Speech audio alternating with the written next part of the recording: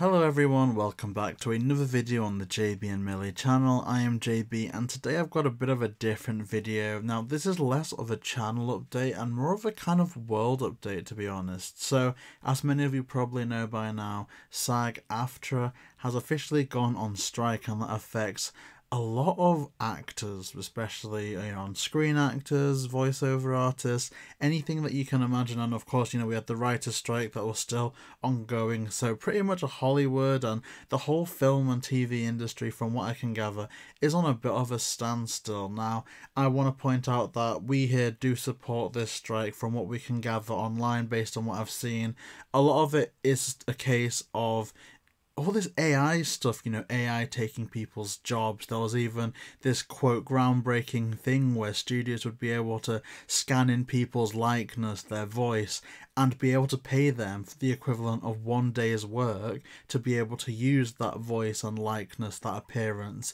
for the entirety of the studio's lifespan, which to me is absolutely crazy. There's also really prominent issues surrounding fair residuals for streaming services, which is something that we've spoken about on this channel quite a lot. So it doesn't take a genius to figure out that. Just look at the net worth or the income, the salary of CEOs like David Zaslav, and compare that to some of the people that we've even had on this show, their net worth, if you can research that.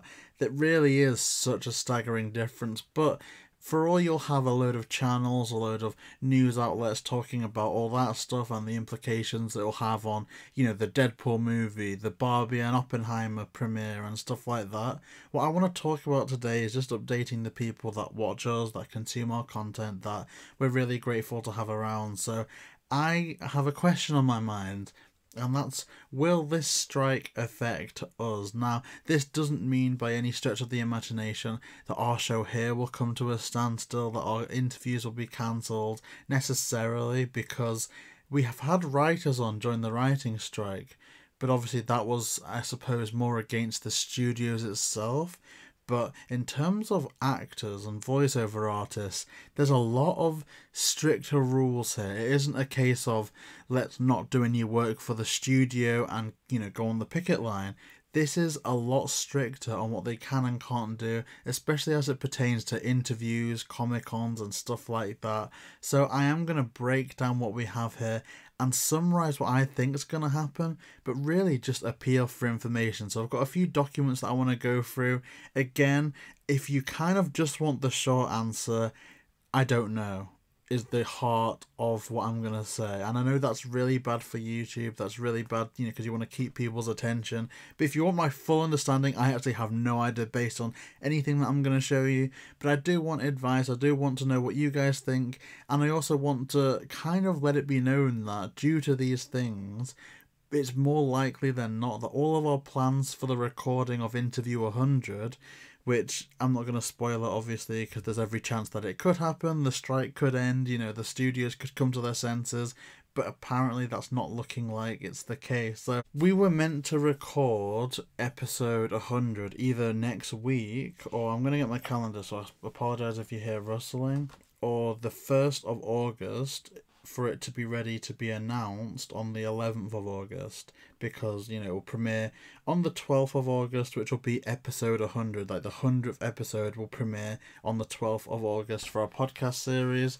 So we're gonna have to have recorded in between that, and really, predictions I've heard online don't think this will be over before the premiere of Five Nights at Freddy's, which is near Halloween time. So yeah, that's kind of the main takeaway from here.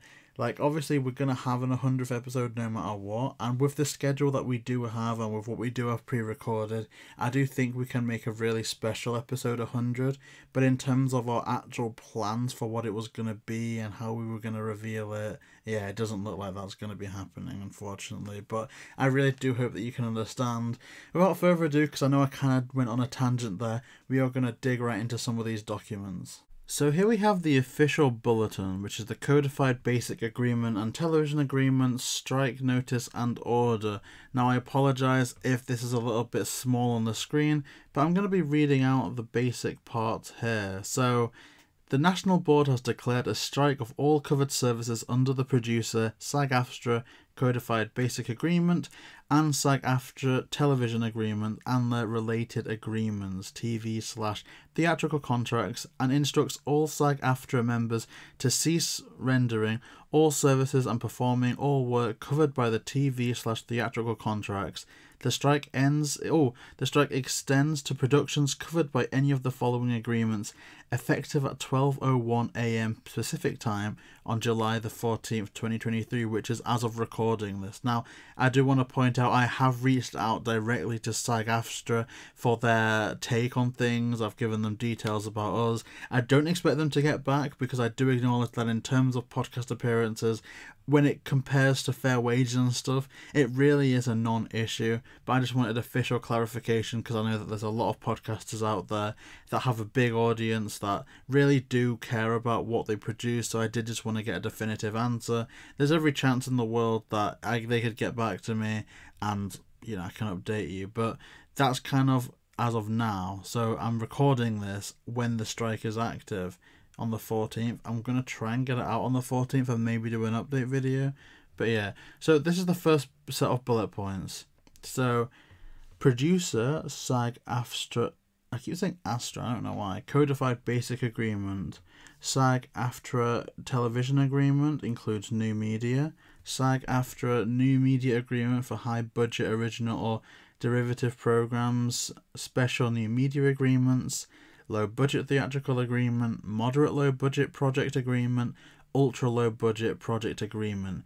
Members may be able to work on projects produced by non-AMPTP related production companies under these agreements if such projects qualify for an interim agreement. And now it says a list of projects adhered to an interim agreement will be posted at sagaftrastrike.org. So, except as set forth in the notice to members regarding non-struck work, all covered services and performing work under the TV/theatrical contracts must be withheld, including to, but not limited to, principal on-camera work, such as acting, singing, dancing, performing stunts, piloting on-camera aircraft, puppeteering, performance capture or motion capture work, principal off-camera work, such as ADR/looping, TV trailers, promos and theatrical trailers, voice acting, singing, narration including audio descriptive services except as the services may be covered by another collective bargaining agreement referred to in the notice to members regarding non-struck work, stunt coordinating and related services background work. So that is the first set of restrictions and rules there. Stand-in work, photo and or body doubles, fittings, wardrobe tests and makeup tests, rehearsals and camera tests, scanning. Now this is the part that is potentially interesting for us.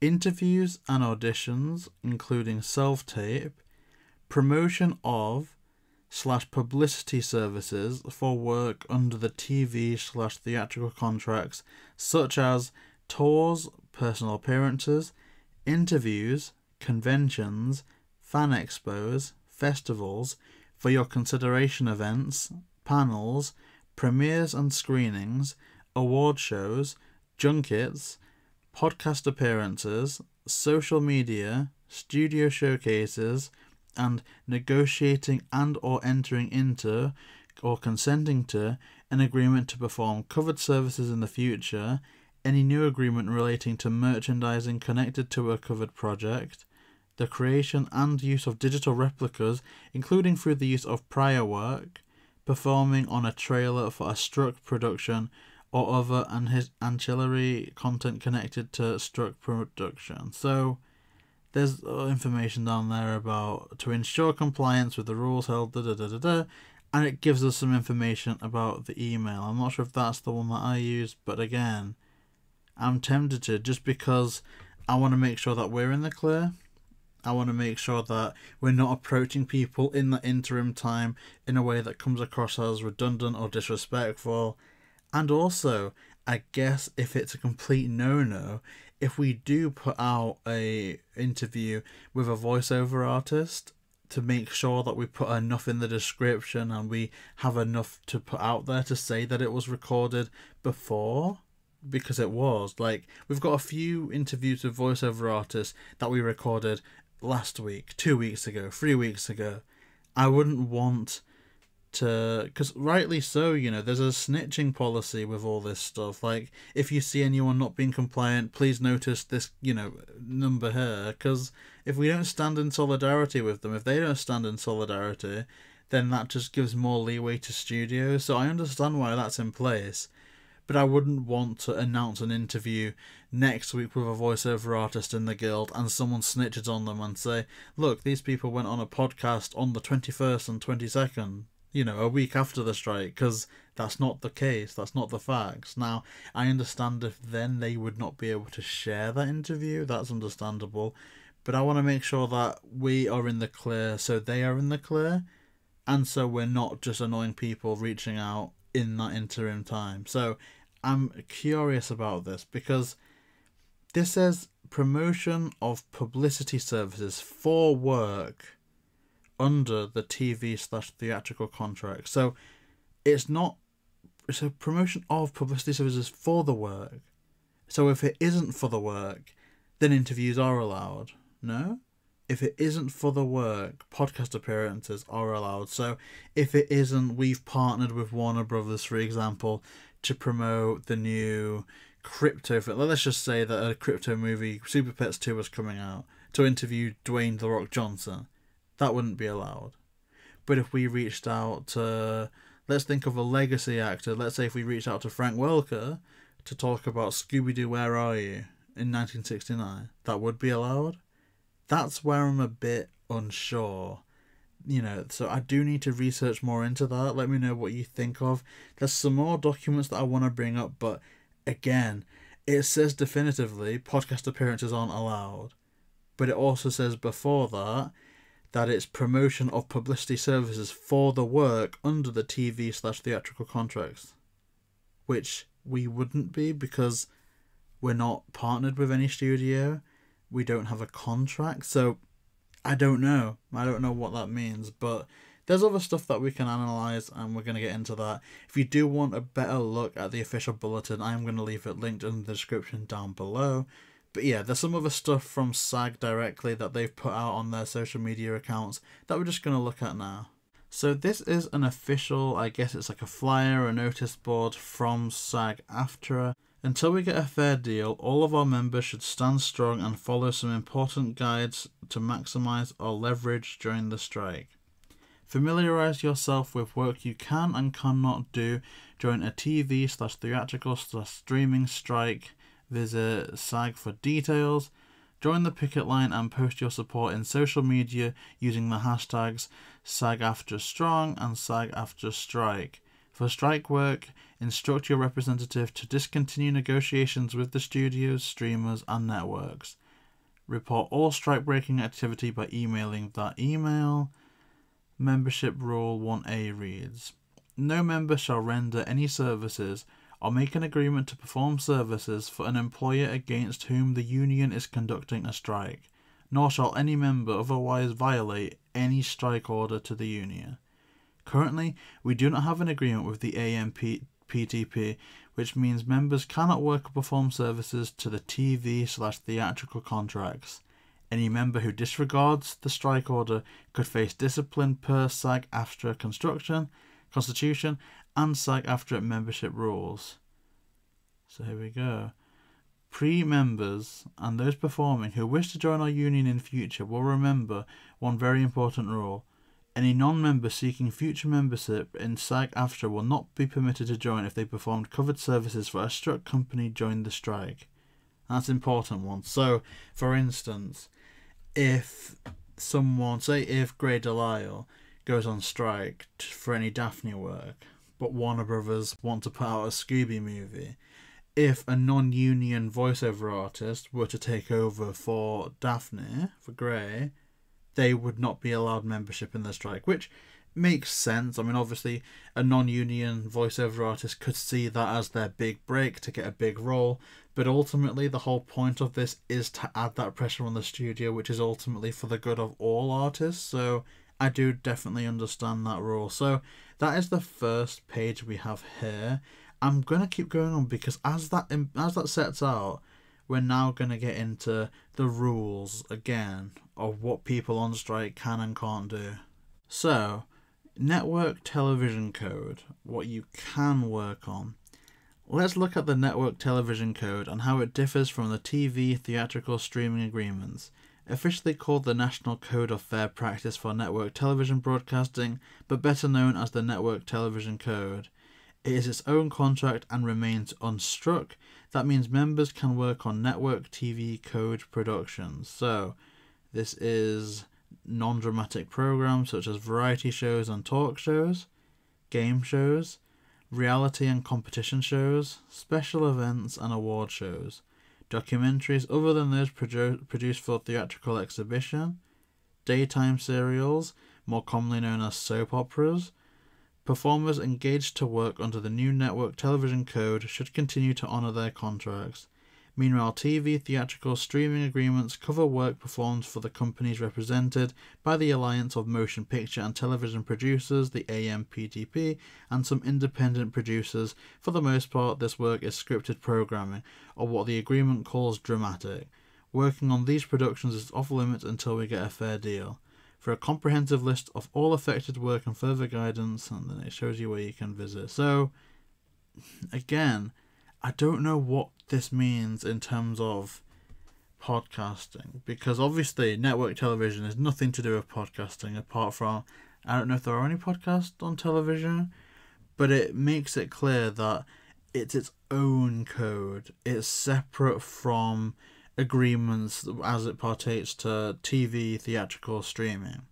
So surely then an independent, code like, I guess, mouth to mouth, I will be on your podcast. Yes, come on the podcast. That's surely an organisation or an agreement that isn't struck. So if a talk show and a variety show is okay for this contract, I would imagine, again, like I was trying to say with the guidelines, that a podcast outside of that is permitted. But again, I don't know. So let's move on to some of the others. Okay, so now this is the what you can't do, one of these sections. So, what you can't work on. Our power in a strike comes from the unity of our members, and all our members standing strong and withholding work from struck employers. As a member, you need to know what work is off limits until we get a fair deal.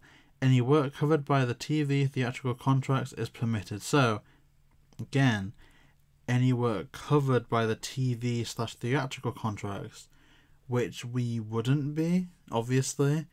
Now again, this reads to me instantly as the difference between, say for instance, Marvel saying, hey, Brie Larson, the Marvels is coming out soon, haul yourself over to San Diego Comic-Con to promote the new movie and debut the trailer. I can see why that's not allowed, but again, I'll come back to this again, and it isn't that. I know people like to get their hopes up. It really isn't that. But, say for instance, if we said to Frank Welker, come and speak about Mystery Incorporated, Scooby-Doo, where are you? Something like that. But again, some more information here. This would include the following. So this is the agreements. So we have the producer SAG-AFTRA codified basic agreement. The SAG-AFTRA television agreement includes new media, special new media agreements, low-budget theatrical agreement, moderate low-budget project agreement, ultra-low-budget project agreement, SAG-AFTRA new media agreement for high-budget original or derivative programs. So for on-camera work, that includes acting, singing, dancing, stunts and puppeteering, pretty much what that initial documents set out. For off-camera work, voice acting, narrating, singing, ADR and looping. Now, it also includes background acting, stand-ins, auditions including self-tape, rehearsals, publicity, so that's conventions, interviews, tours or promotion via social media of any struck work or struck company. So again, we have it in black and white, or I guess here in white and purple or white and mauve. that publicity and interviews are not allowed. But we also see under this banner that this is any work covered by the TV or theatrical contracts, or of any struck work or struck companies, which we are not. So again, I don't know what's going on here, because in that case, when people on Twitter, and I know Twitter's like the worst place to get information, maybe there's a bit of fear mongering, when people are talking about stuff like the Five Nights at Freddy's movies having no promo, I kind of think to myself, if interviews are allowed, I mean, that would ruin the point, right? So say, for instance, if Dorco got Matthew Lillard and Elizabeth Lyle on the show to talk about Five Nights at Freddy's, that would surely be counter to what the strike is. So could it be a case of no one can talk about what's coming up? So for instance, if we got Matthew Lillard on the show, which again, I don't think we would, but I mean, we have reached out, but if we did get him on the show, we could talk about everything Shaggy, everything Scream, but we would need to cut out the portion that we have at the end of the show that asks, what do you have coming up, or do you have any future projects you can talk about? People that watch our interviews will be familiar with, that's how we end it off. Well, will we go, let's forget about all that with the strike on, let's ask our last question, and then say, okay, that does us for the day. Thank you so much to everyone for watching. You can find all of our links in the link tree down below in the description. And if you do want to see more from us, then please like, comment, and subscribe. You know, all of that stuff. Yeah? Instead of, so, we've talked about the past. Let's talk. See, I even said talking. This is why I should script stuff. We've spoken a lot about the past. Let's talk about the future. What do you have coming up? And can you share anything with us today? I would just cut that out. That's what I interpret, at least now. I can talk about legacy characters, what they're doing now, maybe. I mean, maybe not. But again, with all this Scooby stuff, realistically, we haven't heard of any new Scooby media besides stuff that's been cancelled. We've got a lot of media from the past. Would that affect us at all? Again, I don't know. I really don't know. So there's I think one more page of this to go, and then we're going to look at a reaction from a company which isn't covered under SAG in terms of it's not a SAG related thing, but I think it's important to understand how companies are reacting to this. And now, I don't really like how they've done this, that they kind of have a section of what you can do, you can't do, then it goes back to can again. I kind of would have liked, I mean, maybe I saved it in the wrong order, but here's another section of what you can work on. So many of our members can and should keep working under various other contracts. Here's a quick look at some of the contracts members can work under during the TV theatrical streaming strike. This includes the following: commercials, television, radio and digital media, including the influencer agreement, and the cameo for business agreement. So what is the influencer agreement? I might just quickly research that, because again, I don't want people looking at this and think we're something we're not. Like, I know we're not influencers. Even if we had 10 times the subscribers we had, I wouldn't consider myself an influencer. But let's see. What is influencer agreement? A legally binding... Oh, between a corporation and an influencer. So, okay. So what does that mean then? I guess if there's say that when the Mario movie came out, like Markiplier playing games, Mario Kart with the cast of that, or Jacksepticeye, is that what that's on about? I mean, again, if influencer interaction or social media presence interaction is allowed, then that's good news, right? Because obviously we're nowhere near that level, but, you know. Television programs covered by the network TV code, like soap operas, variety shows, talk shows, and game shows.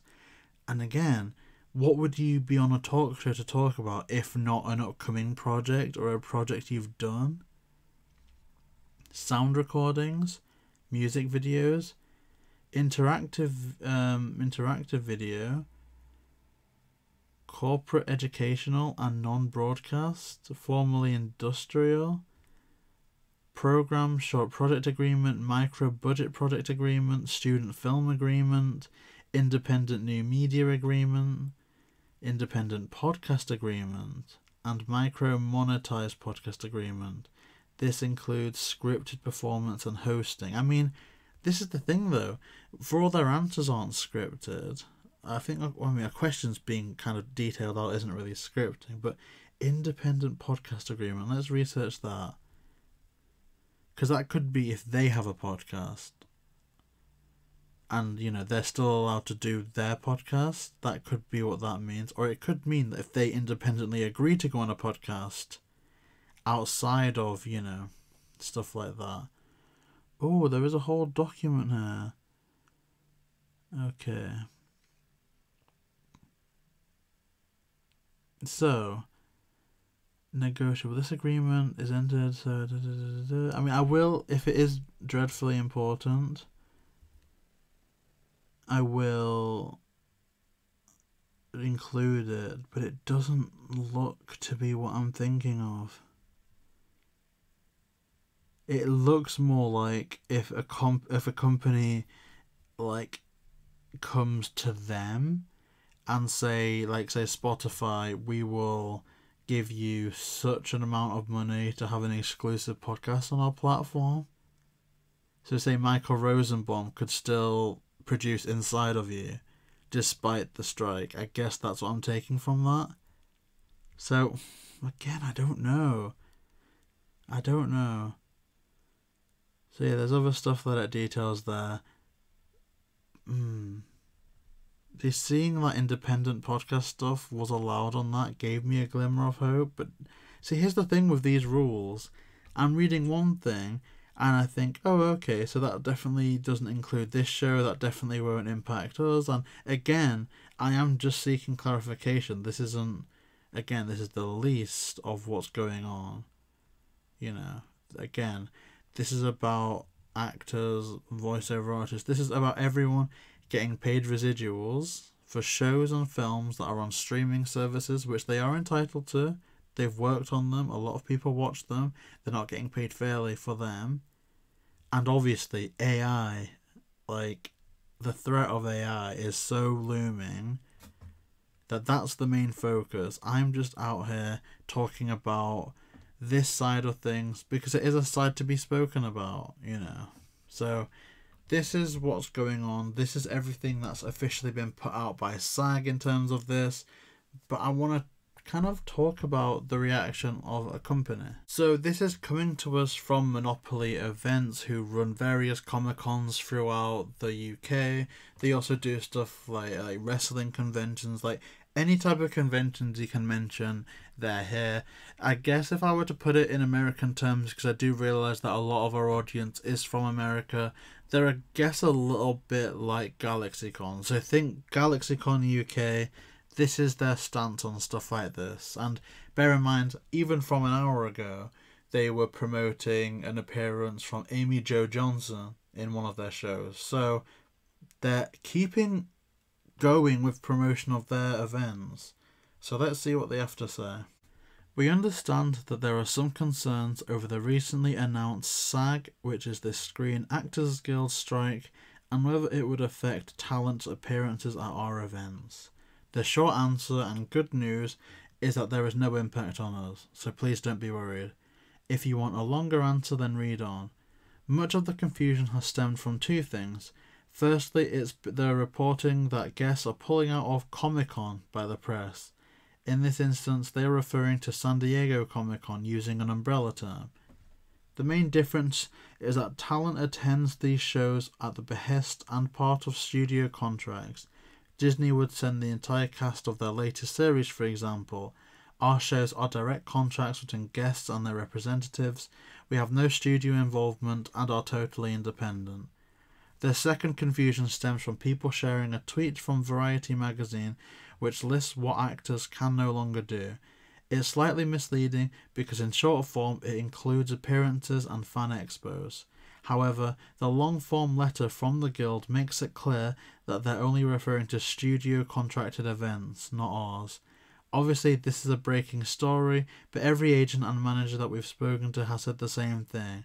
The only question left regards talent and ability to talk about current and future studio projects on a panel, but that can be clarified over time and is ultimately a pretty minor change. For final clarity, we've included a line clarifying what appearances are allowed. Remember again that the press may just use Comic-Con, but are referring to San Diego Comic-Con, not us or any other similar event. Okay, and they've included on their main post, again, everything we've spoken about in this video I'm going to leave in the description, including a link to this Monopoly events post. So their quote that they've pulled from is, "There are some exceptions, like if you're doing an autograph signing or anything that's not related to specific struck companies or for projects made under the agreements. But if actors have any doubts, they should defer to the union." So that's what they've pulled from. There are some exceptions, like if you're doing an autograph signing or anything that's not related to specific struck companies. But then again, not related to specific struck companies. So say for instance, if Disney is a struck company, would for instance Tom Hanks be able to go to a Comic-Con and speak about Toy Story because it's related to Disney?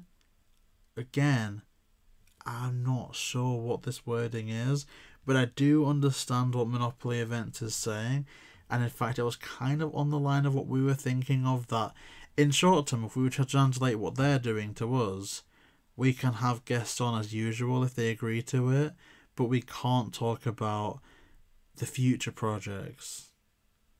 And again, like they mentioned to them, a pretty minor change. All we would have to do on our end is just cut out the section where we ask what upcoming projects they have going on, which I don't think anyone would be heartbroken if that was the case, right? In terms of like this show. So it's a tricky situation. I don't have all the answers. I am new to this. Like, I've not done extensive research into the nuance of things, and I will, obviously. I won't make a video about it necessarily because I want to stay educated on this. I want to be able to speak to guests about this when it does lift, which I hope it does soon, because it's interesting, and I do believe in the cause, but I also believe in honouring an agreement that I see that we have here. You know, when you hit that subscribe button, I will try my absolute best to get interesting interviews every week. That's my agreement that we have here. And so if anything could potentially disrupt that agreement, I want to make sure that I'm at the forefront of figuring it out. So my feeling, my thoughts are, maybe we won't be able to do the 100th episode like we wanted. You know. But again, all these talks were in the advanced stages of happening. We were just a date away from locking in episode 100. If we have to move it to episode 125, I'm sure I can do that. Like, again, it's the least of the issues in this situation, but I haven't seen anyone speaking about it, so I just want to make a video detailing what's been officially set out there for maybe someone smarter than me to clarify in the comment section or something. So yeah, that just about does it for today. Again, I'm going to leave all these links in the description down below. We're hoping to be sharing a lot of this SAG-AFTRA stuff so that we can spread awareness and show our support for what they're doing, because again, regardless of this podcast, in the grand scheme of things, it's just a drop of water in the massive ocean that is everything. And, you know, fair pay and protecting against AI is always going to be the forefront. So, as you can tell, my voice is just about done for today. I'm going to see you guys later with some of the stuff we've got going on. Again, because of fear and clarity, I think I'm even going to have to rejig what interview is going out this week. So, do stick out and be mindful for that. But if you do want to see more from us, then please like, comment, and subscribe, and we'll see you next time. Okay, so this is just me from the future, the slight future. It's still the same day, just a couple of, maybe half an hour after I finished. I found these parameters after the Monopoly events, like kind of other convention for the love of horror, which we've spoken about recently. That's where we met Matthew Lillard, put out a statement that kind of does what Monopoly events did with that same quote, But there's also another section that says, can I participate in conventions? You cannot participate in conventions such as Comic-Con on behalf of or to promote companies we are striking against. This includes appearances, panels, fan meets and greets, etc. involving struck work. You may participate in a convention in ways that are wholly independent of characters from struck work or sponsored by struck companies. So you may, yeah. If you have any questions relating to this distinction, please contact SAG. So this is interesting because I understand why there may be slight leniency towards conventions, because obviously it's about fair pay for the talent and they are getting paid at that convention. But in this case, I kind of thought this is a nice little breakdown, a nice FAQ. So I thought there might be some information for podcasts, which is what I have on screen now. What about podcasts? So in theory, this should give us a definitive yes/no answer, but we're going to see. So in general, regarding podcasts, any podcasts covered by the SAG-AFTRA podcast agreement are not affected by the strike of the TV theatrical contracts. Podcasts produced by companies that are not part of the AMPTP are not affected by a strike of the TV theatrical contracts. So, we are a podcast. We are not part of the AMPTP. So in theory, we're good to go, right? But again, like with everything in this situation, there's more. Guest appearances on podcasts to promote struck work is not allowed under any circumstances, and both hosting and guest appearances on podcasts promoting struck work that are produced by struck companies are not allowed under the strike order. If you have any questions about appearing on a podcast, please contact SAG. So, this is interesting. Guest appearances on podcasts to promote struck work is not allowed under any circumstances. So, again, I'm going to bring back this analogy. Let's say if we had a Grey Delisle on the show and Warner Brothers is a struck company, can we speak purely about everything she did before her career? And we can't talk about Daphne or Azula or anything like that? Or is it just, let's say we have her on the show, we can't talk about her next thing? Like, and this is even an issue that I find with the conventions one. Like, you may participate in a convention in ways that are wholly independent of characters from struck work. From characters. Not projects or movies, characters. So say, for instance, that's my struggle. I'm trying to think about something now. Let's say, for instance, we have Matthew Lillard on For the Love of Horror again. Let's say For the Love of Horror announced Matthew Lillard again. So, if it's related to characters, what does that mean? That you can't talk about what they're doing? I mean, an NDA should cover that anyway, so that's just business as usual. But does that mean he can't sign merchandise relating to Scream if, I think it's Universal, if that's a struck company? Can he not sign anything related to Shaggy if that's a struck company? Warner Bros. Is a struck company. And again, like the case with podcasts, are they treating different characters as different things, right? So say there's different iterations of Scooby-Doo. Is there a distinction? Let's say if Scooby-Doo and Guess Who was announced to be being worked on, or maybe just coming out now, would we be able to speak about, if we can't speak about what's going on, would they treat that as the Daphne from Scooby-Doo and Guess Who is a struck work and a struck company, but you can speak about what's new Scooby-Doo Daphne, or Be Cool Scooby-Doo Daphne. Like, that's the grey area that I'm struggling with. So again, this what about podcast section is all well and good, but again, it isn't a definitive answer. It's like saying, you can have them on your show, they can agree to come on your show, but you just need to sit there having a staring contest. So I don't know. I mean, that's kind of what it reads as, right? But yeah, I mean, that does it. So I'm not sure once again, but like I say, I have reached out to SAG directly to see what the stance is. So yeah, thanks so much everyone for watching. We'll see you next time.